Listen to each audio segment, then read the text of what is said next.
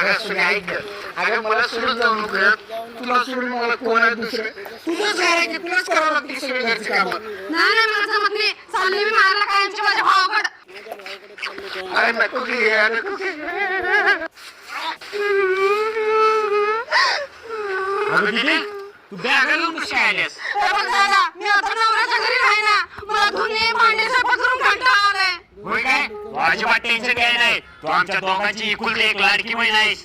तुला इथं आम्ही आयुष्यभर दोघं सांभाळतो. हॅलो उमेश, तुला 4 म्हशी आणायला सांगितलेल्या 4 आणू नको. 4च्या ठिकाणी 8 आण. आता माझी बहीण आल्या शेण काढायला. अगं ये की. तिकडे कुठं चाललीस? इकडे ये, धर रे. अरे पटपट. आता धरते भावाचा सांग.